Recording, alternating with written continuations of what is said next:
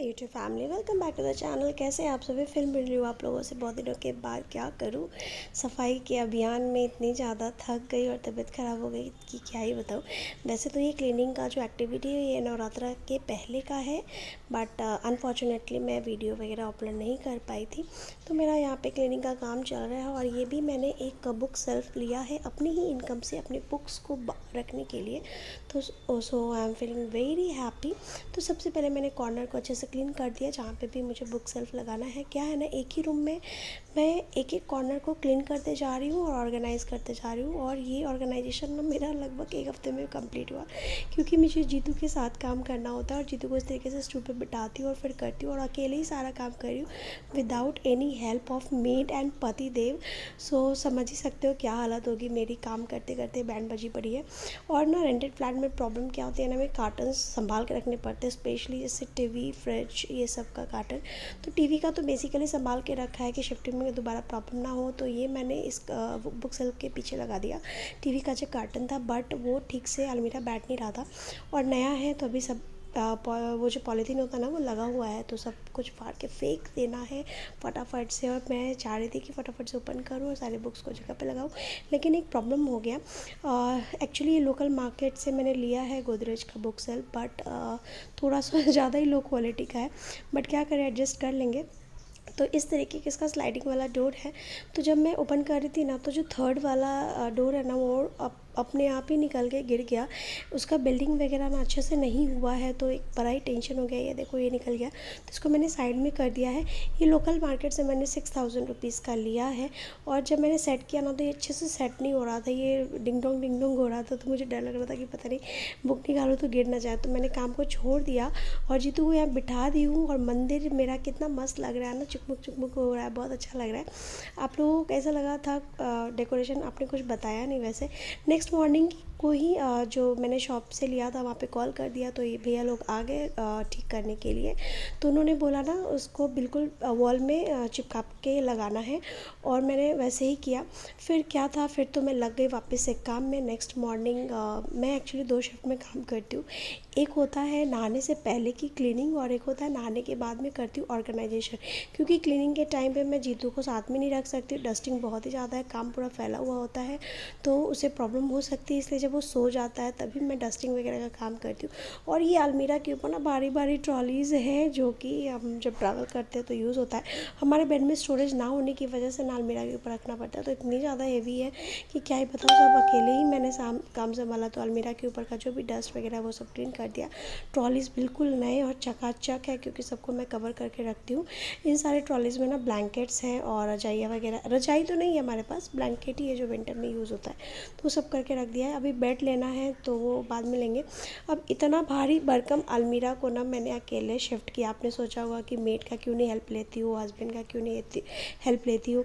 तो हस्बैंड ना मेरे सुबह को जाते हैं और शाम तक आते हैं, और आने के बाद वो बोलते हैं आज छोड़ दो कल करता हूँ, आज छोड़ दो कल करता हूँ। उस चक्कर में ना एक हफ्ते से काम अटका हुआ था।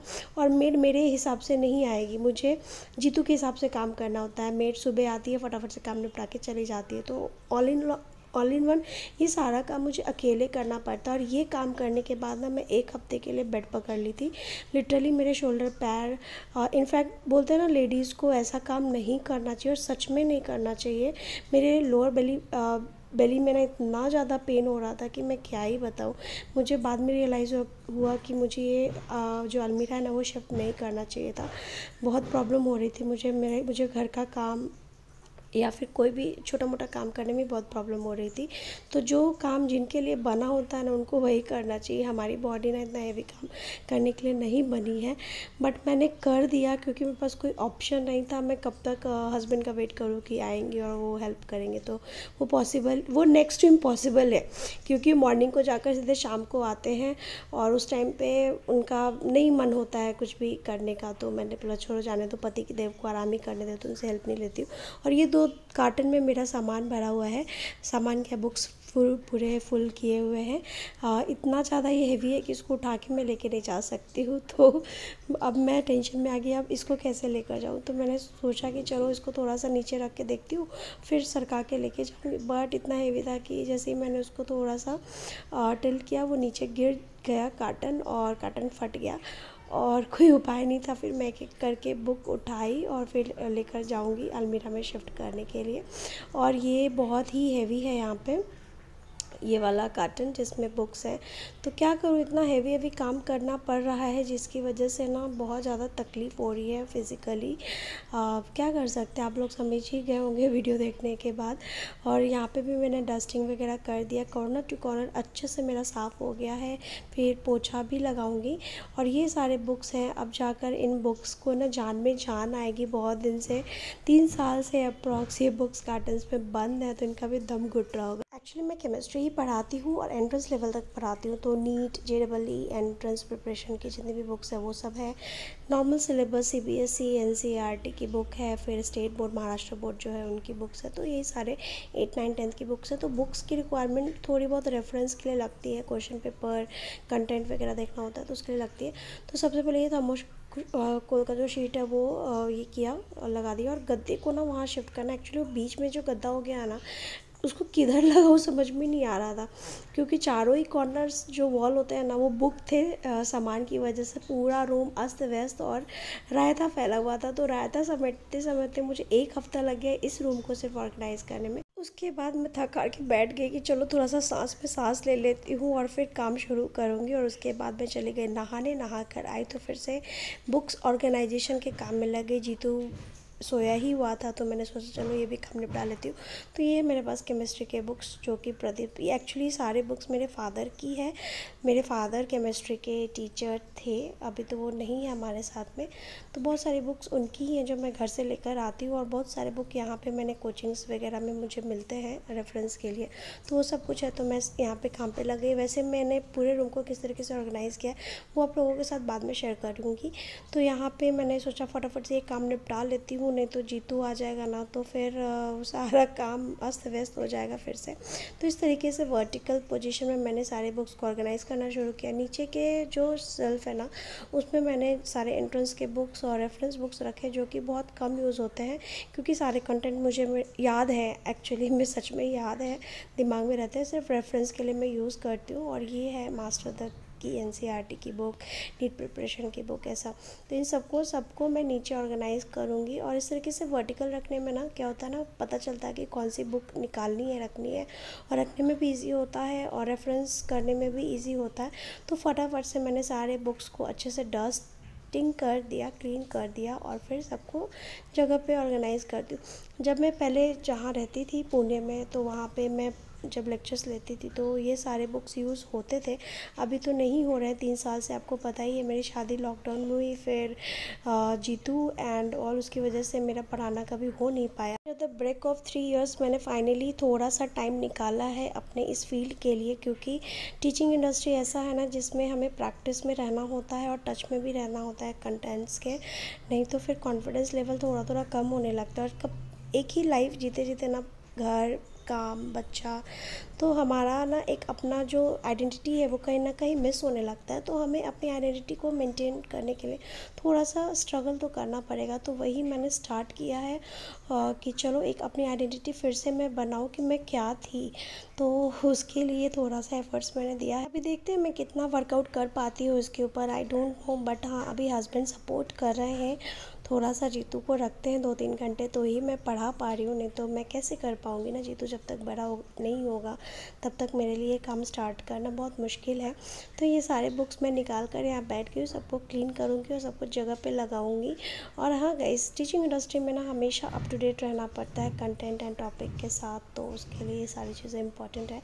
तो यहाँ पे मैंने बुक ऑर्गेनाइज़ कर दी है। तो नीचे वाले सेल्फ पे ना एक्चुअली ये मास्क का बॉक्स है जो कि नया है, तो कोई जगह नहीं मिल रही थी तो मैंने इसे यहाँ पे रख दिया। तो ये सारे हो गए मेरे नीट JEE एंट्रेंस प्रिपरेशन की बुक जो एक साइड रख दी है, और जो रेफरेंस बुक है NCERT से रिलेटेड वो एक साइड लगा दी है। तो नीचे के सेल्फ में इसलिए रखा है ना कि जीतू को खोलना बंद करना, मैं हमेशा उसको एक्चुअली लॉक करके रखूँगी, जब मुझे लगेगा तो ही खोलूँगी।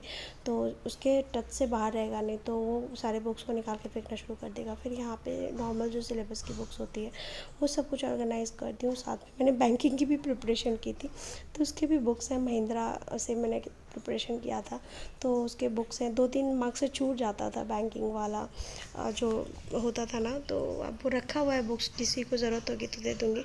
तो ये थोड़ा लो क्वालिटी का है ना, तो ध्यान से ओपन करना पड़ता है, बंद करना पड़ता है। सबको मैंने लॉक करके रखा है ताकि जीतू खोल बंद ना करे और कोई भी रिस्क ना रहे। सबसे ऊपर वाले रैक में मैंने ना जो भी रिक्वायरमेंट होती है पेन की डेली लाइफ में, स्टेपलर वगैरह, फ़ोन के बॉक्सेस हैं जो डेली यूज़ हो जाते हैं, वो सब रखे। और ये जो 2 अपने छोटे छोटे कार्टन्स के मैंने DIY बनाए हैं, बड़े प्यारे लग रहे, एक जैसे कर दिए हैं। तो इसमें मैंने रख दिया है हेलमेट। एक मेरा हेलमेट है क्योंकि अब मैं पढ़ाने जाती हूँ तो मुझे हेलमेट लगता है, तो ये रखी हूँ। इसमें क्या होगा, आराम से रहेगा, गंदा भी नहीं होगा, इजी होगा निकालना रखना, और फालतू का इधर उधर। एक और कार्टन का जो मैंने दूसरा वाला बनाया है उसमें पति देव का हेलमेट है जो उन्हें लगता है, तो हमारे दोनों हेलमेट लगा दिए हैं, तो इसमें आराम से इजी हो गया है। और साथ में ये जो रॉड्स जो आते हैं, एक्चुअली ये कबर्ड होता है जो रॉड और इस तरीके से पेपर का बनाया जाता है, 2000 में मिलता है ऑनलाइन।